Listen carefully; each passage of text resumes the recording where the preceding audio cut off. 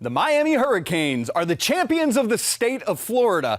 Texas and Penn State are MIA in this week's rankings, but replacing them, two American Conference schools, South Florida and Memphis, vying for that group of five bid. And look, it's Red River Rivalry Week, but that's not our game of the week. Who is? We'll tell you all that and more on this week's College Football Kickoff.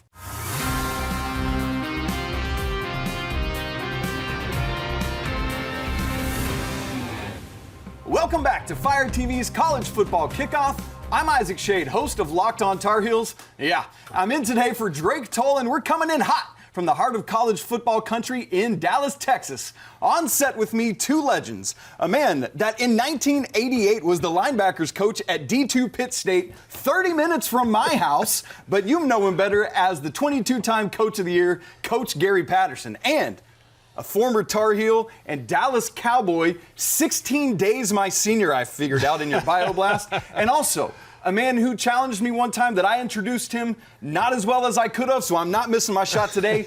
2005 national champion, Jesse Holley. Every week throughout the season, we'll be right here breaking down all the matchups, the moments, and the madness with expert analysis from across the nation. Look for new episodes every Thursday on your Fire TV and Echo Show devices. This is your all-access pass to the weekend ahead in college football. Let's kick it off.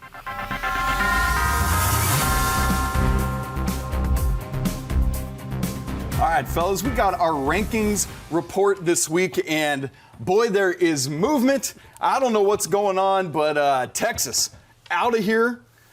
Penn State went to UCLA, and good grief, I don't know if they smelled too many roses at the Rose Bowl or something. They're all gone. Yep. We got a couple American Conference schools taking their place, and here we sit now with a new top 10. Ohio State sits atop things after blitzing Minnesota, gave up their first quarter points of the season, and that was it, followed by Miami and Oregon as the top three. Coach, what are you seeing here?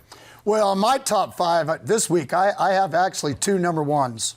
You know, I have Ohio State and Miami at the same. You know, since it's my list, I get to do what I want. Honestly. And I tell you, to be honest with you, right there on the line, I could have probably had three. Oregon at number three, and then Ole Miss and A&M. You know, they've all deserved it. They've played big games, and they've come out ahead. Yeah, it's crazy. We got three teams, none of whom are SEC right at the top. But, Jesse, it really feels like it is a top tier right now of Ohio State, Miami, and Oregon. If you were calling a national championship today, which of those three schools do you think are in it? Yeah, for me, I think, you look at what Ohio State is, the talent across the board, right? Offensively, defensively, they're returning national champions, and they just restockpiled that lineup for what they have. And just Miami's playing such great football right now. They're physical. It feels like the old Miami, right? Now I just need I need helmets coming off. I need some dancing in the end zone. I need a little bit of that, but it feels like old Miami. And I said this a couple weeks ago, when Miami is good, college football is good. So those would be my two teams right now that I would have in the national championship. Coach, you gave us your top five. Ohio State and Miami tied for first. I guess we'll give it to you. That's fine, whatever. Oregon, kind of like my wife. Look, I want to stay in her good graces as I do my own wife, so I will not touch that. Ole Miss and A&M rounding out that top five. But, my man, I need to know about, I believe it's your Lookers? No, your Lurkers, Coach. Who is it? Those are guys, you know, that you see them climb.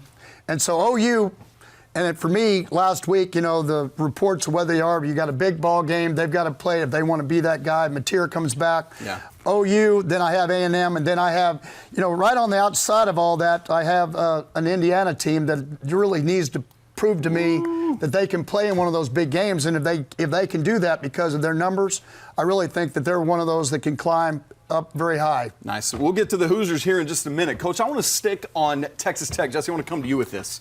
They're up to number 9. Their highest ranking since 2008 when the late, great swashbuckling Pirate was the head man in Lubbock. Their new logo rebrand, I don't know if you've seen it. It's awful. It's so bad. But the product on the field, Jesse Holley, looks fantastic. Why is that? Well, it's the best product NIL money can buy. If we're being honest here, Cody right? Campbell! Texas Tech went out this year and made it a definite that we're going to get talented people to come to West Texas. It's tough when you're dealing with the state of Texas, when you have all of these programs and the programs in Oklahoma. How do I get the people to come way out here to West Texas where they're throwing tortillas on the field each and every week? Well, cash rules everything around me. Cream, get the money, dollar bill, y'all. And Texas Tech definitely put their money where their mouth was, and that's why you see the way that they're playing now, because they went defensively. They went and got defensive linemen. They went and got DBs. They went and got the impact positions, and now you're seeing it pay dividends. Well, yeah, and they have Rodriguez. You have a linebacker that really can play anywhere in the country. I mean, I think he's a really good player, and so, Cody, the biggest thing is you can prove that if you can even the playing field, that they'll go anywhere to play if everything's equal. And so that's what Cody Campbell's been able to do. And you've got to give Joey McGuire a lot of credit, because in this day and age, to be able to hold those kind of players together, to create a chemistry in Lubbock that kids want to come, and they want to play that hard and do it, because if it was just about the money all the time, then that, you watching the NFL, that doesn't necessarily mean you have, whether I'm watching baseball, this year as far as who had the biggest payrolls, and they're not the teams that are playing in the playoffs. And so the same thing happens here. But I think Texas Tech has an opportunity. They haven't really now played anybody, with Utah not in the top 25. But their games are coming, and it's going to come soon. And you play yourself in. I think that's the whole key to this, why we're having this conversation. You get an opportunity to play yourself in. And that's why I like how we do it. It's kind of like, we don't care what your pedigree was. It's all about as you said, show me the money. Show me the money. Okay, Jerry Maguire, I appreciate that. So, look, here's the thing. Texas Tech, back-to-back road wins, as Coach said, over Utah and at Houston last week. That #1 passing attack, it's crazy stuff, but that defense, pretty good itself. #4 in the nation at points allowed, 11.2. Fellas, we got a great rest of the top 25, but we got to get to our game of the week. With Texas stumbling again, it sets up not the Red River rivalry, but rather #7 Indiana going on the road to #3 Oregon in Eugene. Let's go to the board as Jesse chats with the great host of Locked On Hoosiers and Locked On Ducks, Jacob Goins and Spencer McLaughlin.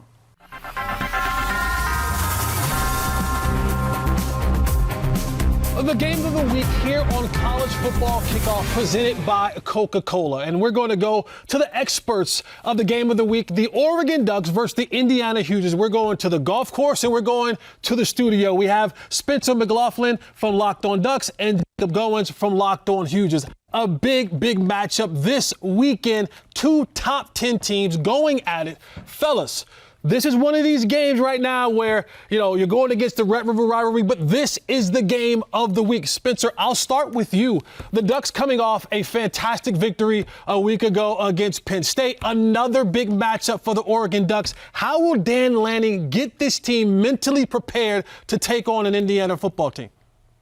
Well, I think the good news is that they have the bye week before this game, so you don't deal with the emotional letdown that can come from winning a game like they did against Penn State. A double overtime game that was highly emotional, incredibly thrilling, and, for me, a real perception changer of how I view this Oregon football team for 2025. And, Dan Lanning has shown time and again, he knows how to get his team into the right mindset. Aside from the Rose Bowl, that's the only time it's felt like his team has been unprepared to play a big football game. You go to the Big Ten championship game, they started out. Ohio State last year, they started hot. Penn State this year, the defense carried them through the first half, and offense executed when it needed to. So I think for Dan Lanning, if Oregon wins, we'll get to see on Ducks versus them what kind of, emotional ticks he used to get his team in the right mindset. Is, we see every time the Ducks get a victory, but I don't have any doubts that he's going to be able to get Penn State out of their minds and, looking ahead at what is a really good Indiana team.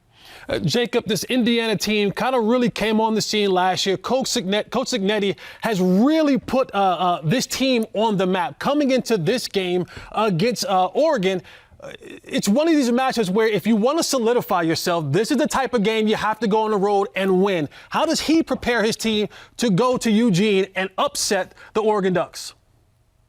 Well, in the most coach speak way possible, he would say it's just another game, right? You prepare for it the same way you do every single week, whether it was Old Dominion in week 1 or it is against a top 5 team in the Oregon Ducks. That's just kind of how Coach Cignetti is bred, right? You have to remember he's from that Nick Saban coaching tree. So he's one that goes into every game and treats it the exact same way. And that's what they're going to do on Saturday when they take on a really talented Oregon Ducks team. But you're right. This is a matchup where you go in and win this game, or even if Indiana keeps it close and competes and has a chance to win at the end, the entire country will have Indiana's respect, and they should, right? There's still a lot of people who I think doubt Indiana. They doubt the brand, and they recognize it as a basketball school, but Curt Cignetti's changing that. And if you go in and pull off this upset on Saturday against Oregon, against Dan Lanning and the environment on national TV, everybody will have to respect the Indiana Hoosiers, and I think that's what Cignetti is using for his squad this week.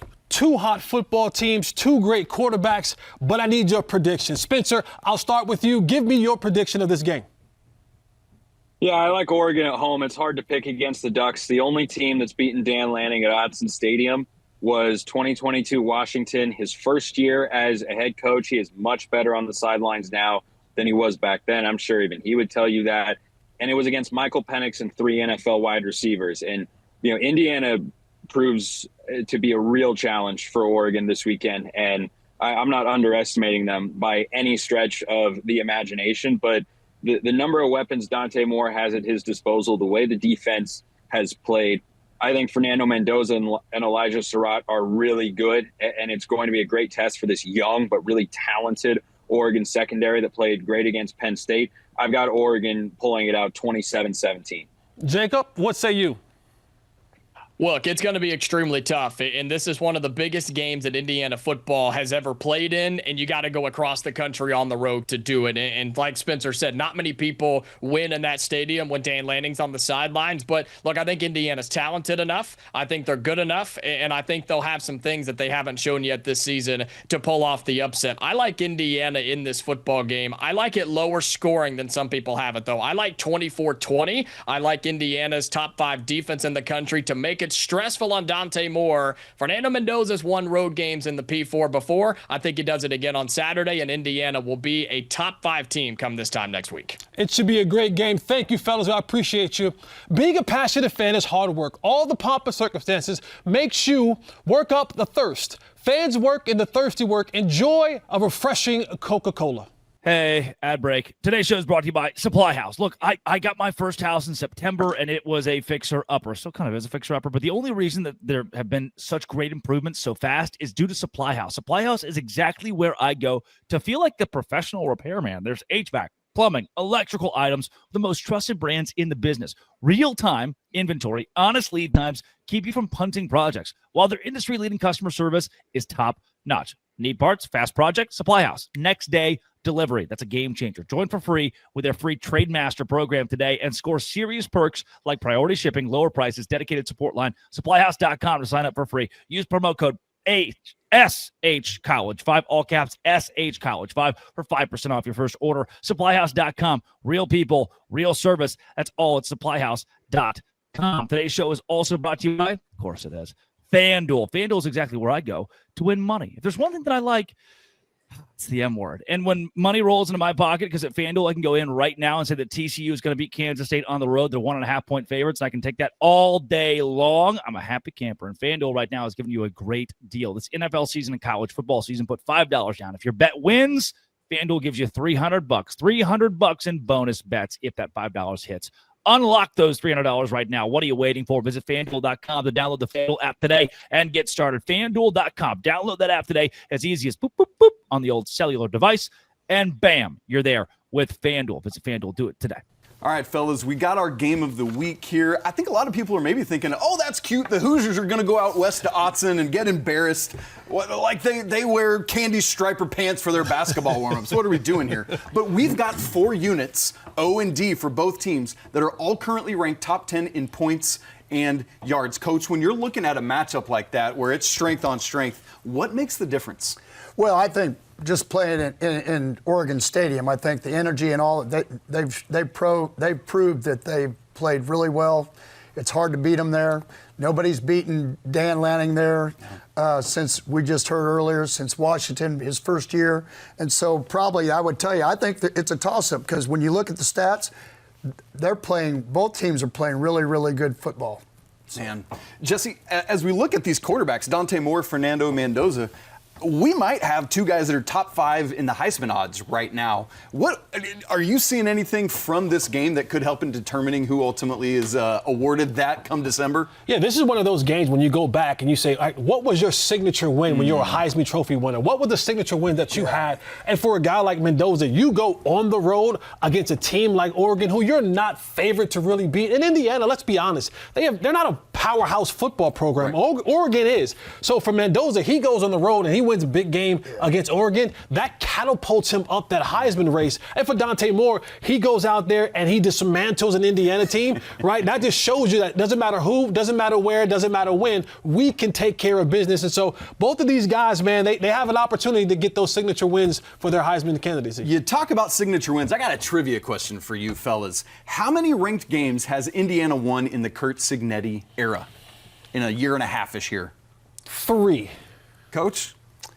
I would say less than 2. The answer is less than 2. It's 1. That Illinois game a couple weeks ago. Last year, just 2 ranked games at Ohio State and then Notre Dame in the CFP. That also tells you the Hoosiers have not yet won a ranked game in the Signetti era outside of that Illinois thing. Illinois is that signature win right now. But I tell you what, you knock off the 3rd-ranked Ducks in Autzen, what does that do, Coach? Well, perception. We just talked about it. When when I was at TCU, you were going to have to play one of those games every year when I was in the Mountain West Conference and to get yourself where people respected you. Okay, so we had to go in 05, you went and beat Oklahoma. I mean, you can go down the step. You have to go play one of those, and then you have to beat the top people in the conference. For them, if they want to really prove, and this is why I have Indiana even right outside of my lurkers, right, is for the simple reason is nobody gives you any respect. I watched them on film. I like what they do. Both sides of the ball, they're really good. Now they got to be able to prove it in that kind of, because the only game they really have was the Penn State game last year that, kind of knocked them out of all of it. And so you've got to be able to get on the airplane. You got to go in. You've got to keep your eyes down on your shoulder pads. Don't care about the fans, and you got to go win the ball game. And if they do that, then everybody in the country is gonna jump on the bandwagon because they should. And I'll say this quickly. In the words of the great Ric Flair, in order to beat a man, you got to beat the man. So if Indiana, you want to be respected in college football, you go up to Eugene and you win. Woo!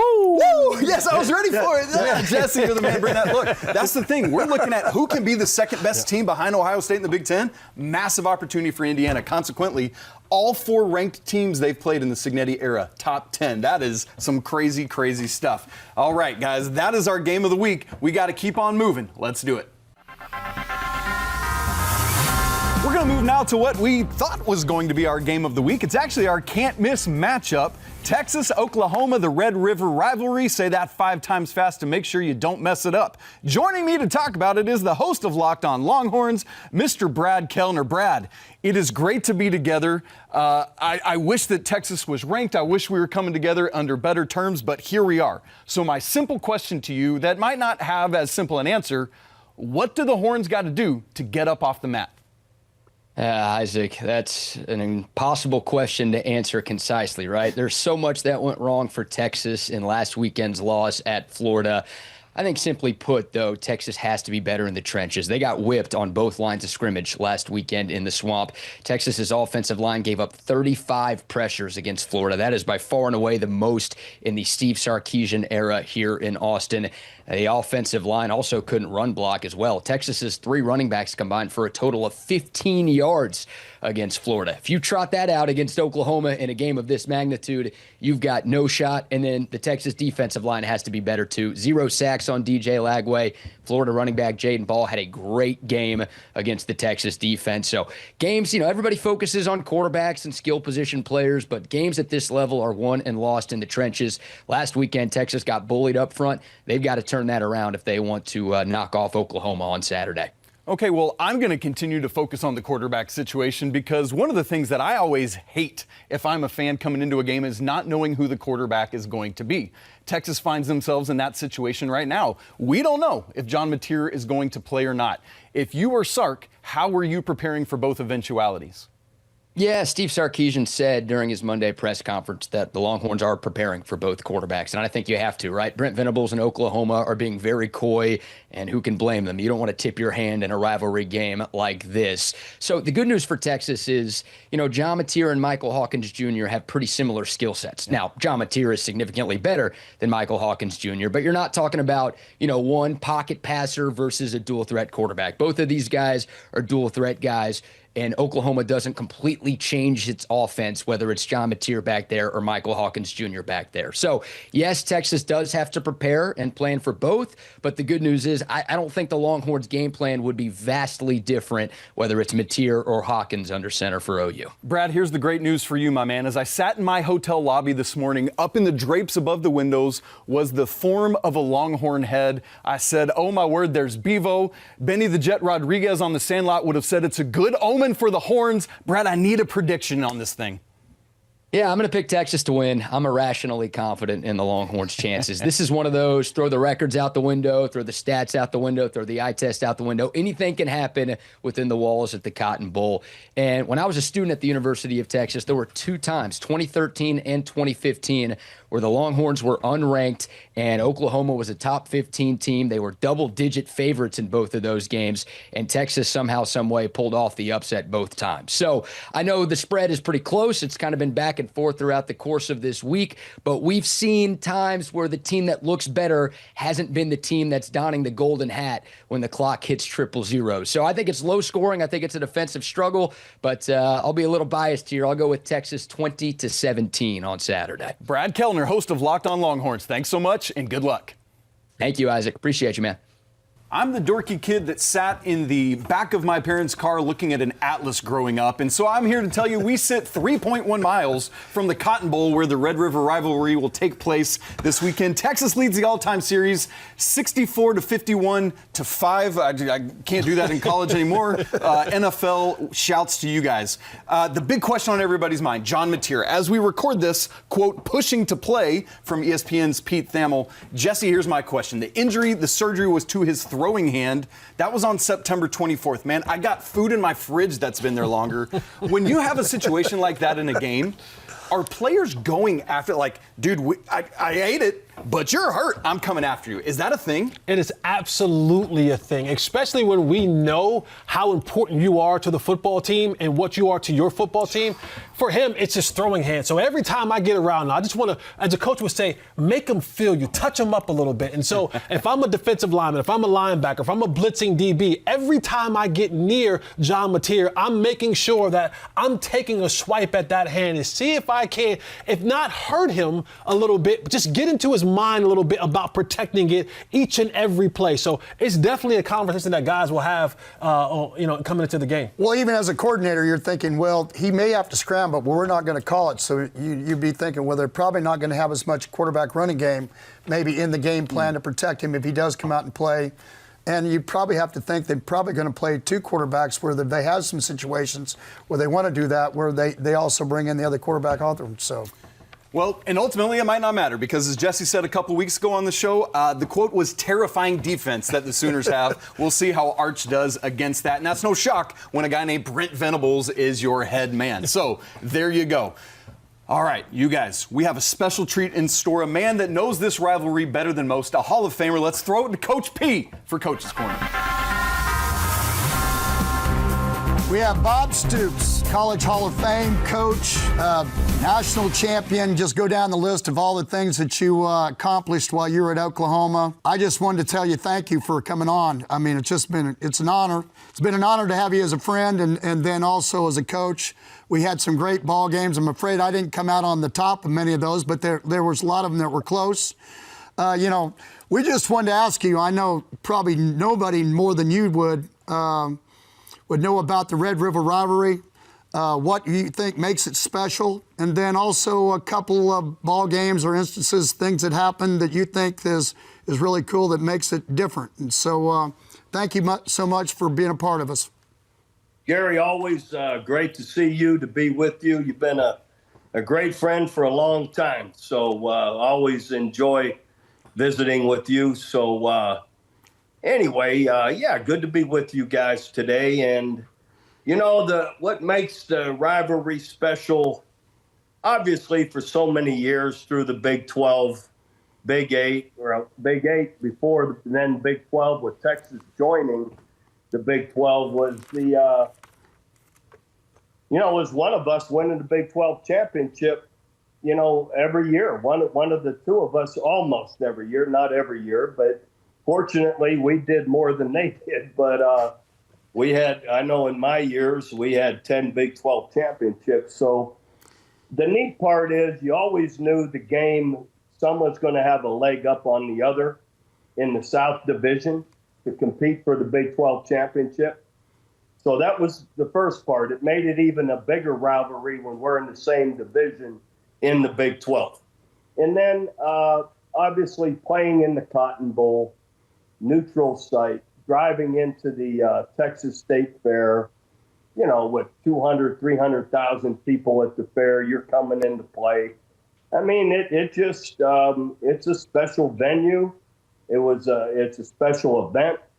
And it was such an important game, and whoever was going to control the South Division of the Big 12. So we looked at it that way, and it was incredible fun and exciting to be a part of it and to live it and to be out there fighting for it all those years. So your game-wise, I know everybody can go back to the Roy Williams jumping over the top, knocking the ball out, doing it. You have other memories besides that. I know that you were like 5-1 there for a while, and a couple of them were blowouts. I mean, you controlled the rivalry there for a 6 or 7 game stint. Any of those games that stick out that that really you think? Yeah, really. After I arrived in '99 was the first game, and we were up 16 and ended up losing. In '99, I don't think we really knew how to win yet. And then we won 5 in a row from 2000 through, 2004. And all those were different. Like 2000, I remember we win 63-14. And I mean, Gary, we're up, 42-7 in the second quarter, like mid-second quarter. And I said on the headphones, you know how we all talk to the coaches, we're all talking. I said, you know what, boys? I go, we're pretty good. And and as you know, when you can win some of those games, they're not coming back from this. Yeah. So to have one of those that you can go through the second half and be relaxed and enjoying it, that was pretty neat. And then, 2001, Roy Williams, tight game, 7-3. We got him backed up. He jumps over, rips the ball out from Chris Sims, goes it. So I got a Thorpe Award winner, Nagurski Award winner, Roy Williams jumping over the pile to get to the quarterback, rips it out, and it ball ends up in Teddy Lehman's hand, who's a Butkus Award winner and a Nagurski Award winner a year or two later. So wow. Luckily, we had some good players, that really made special plays when we had to. That was fun to win that way. And then, 2004, we sacked Vince Young, 8 times. We win 12-0, 12-0 with the shutout, which was a different way to win, which was also really cool. So anyhow, it's just they all happen differently. And it's fun to win different ways, actually. Because I know a lot of those games you had against Mac Brown. I mean, I know the friendship and all of that.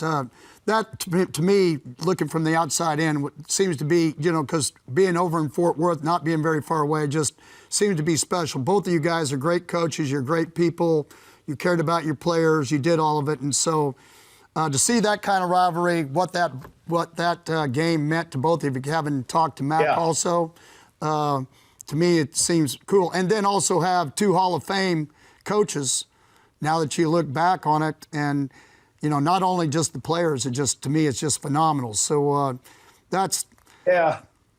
Thank you, Gary. But Mac's a great guy, a perfect gentleman, always was. When I was young, the first few years, I thought you had to dislike all the coaches, and that was foolish. That was dumb. And I really got to appreciate Mac, the guy he was.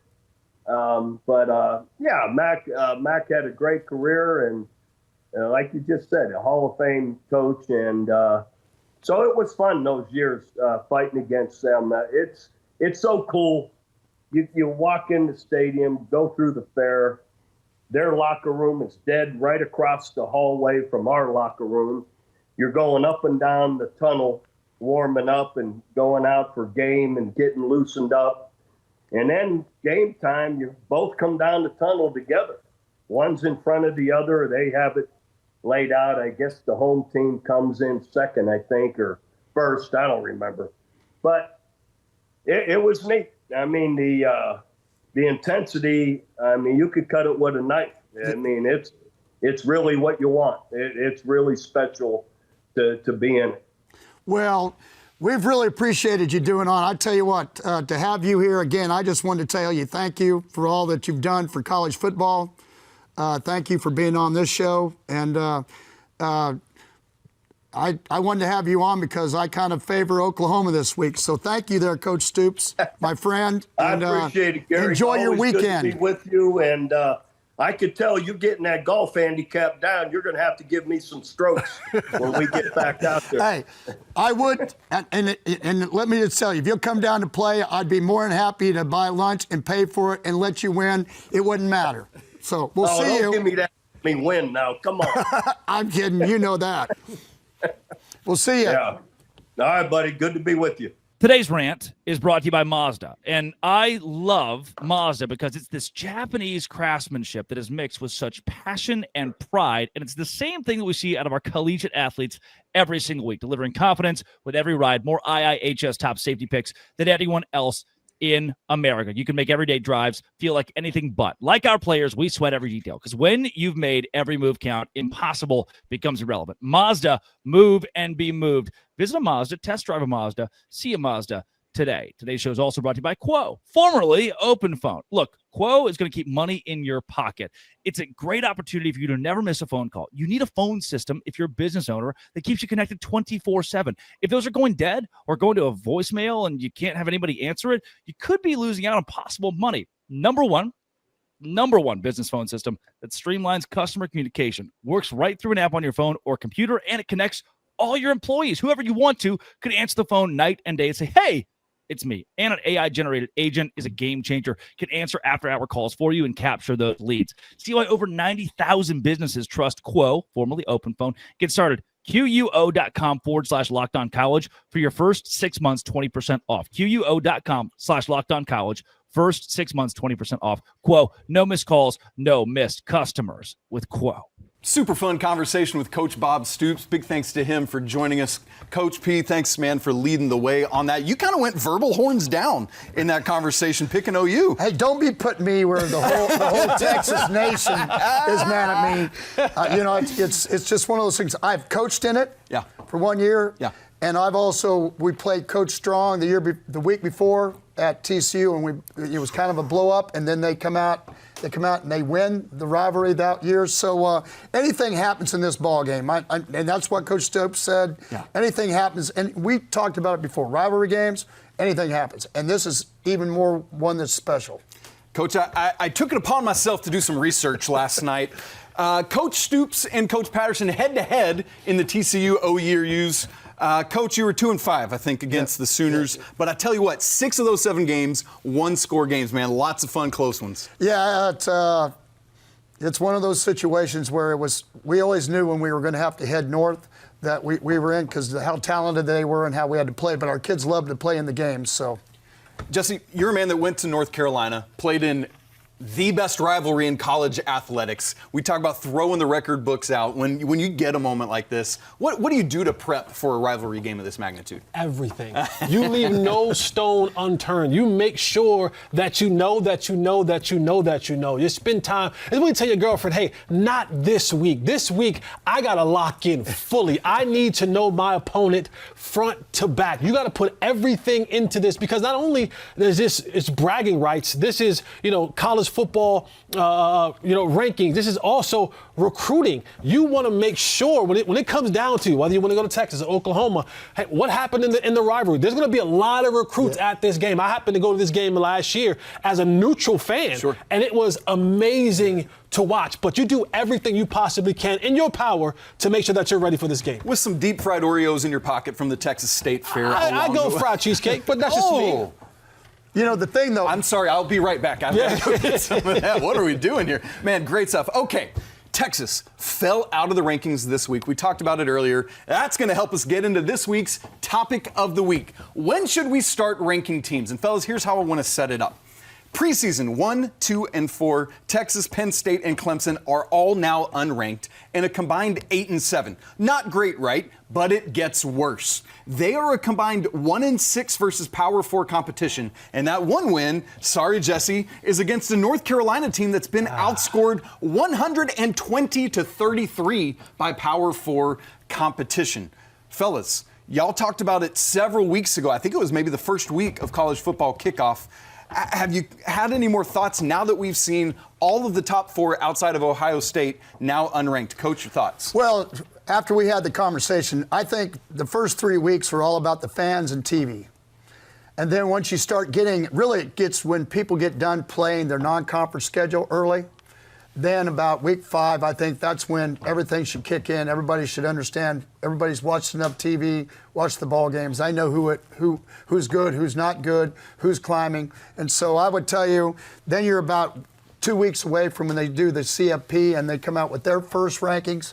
So I would tell you the first 2 or 3 weeks, it's for the fans, it's for everybody else, but it's not for the ones that are light at heart. Yeah. No, and I think where you get kind of wayward with the rankings is we live in a day and time now where the NIL and the transfer portal is all happening. The teams aren't the same. It's not like you have the same team coming back each and every year. I'll use North Carolina, for example. 70 new players are added to that list. And that's across the board. A lot of teams are churning their roster. So what was last year is not the same this year. It takes a little bit of time for those teams to mend and to gel, for systems to be really downloaded and be able to run efficiently. So that's why I'm like, I get it to start the year because everyone wants the hoopla and the fanfare of who's where. But it's such a tough thing to really lock in on because of the way these rosters are changing night and day.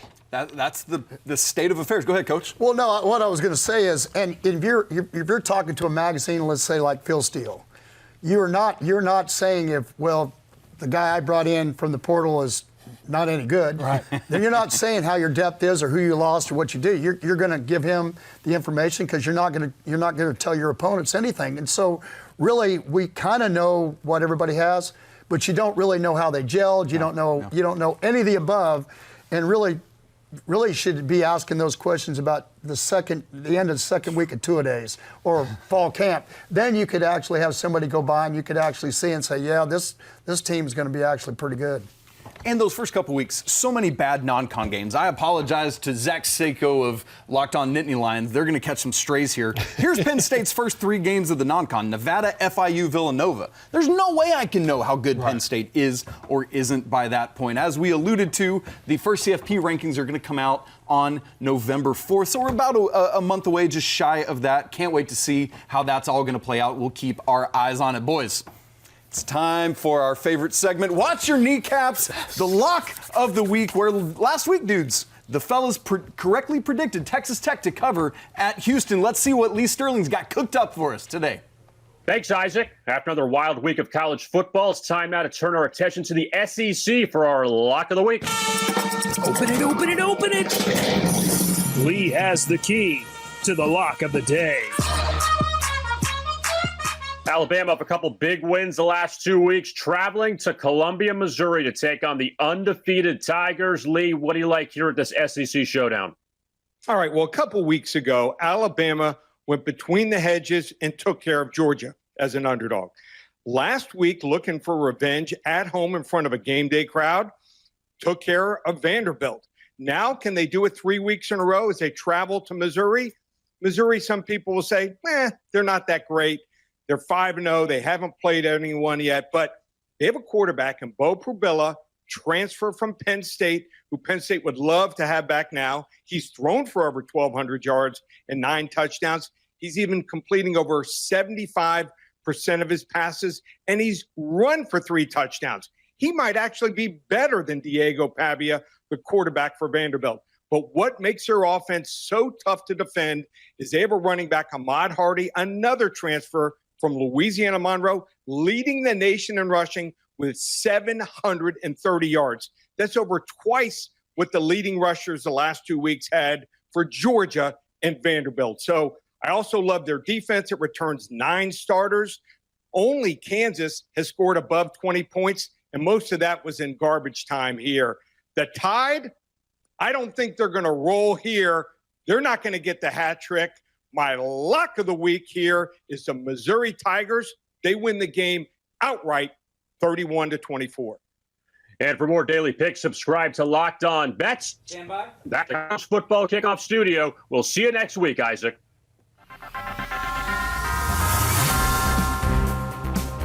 Okay, playoff playbook time, fellas. We're going to go rapid fire this week. Jesse, I'm going to start with you. We're sticking with that Bama at Mizzou game, 31-24 from Lee Sterling.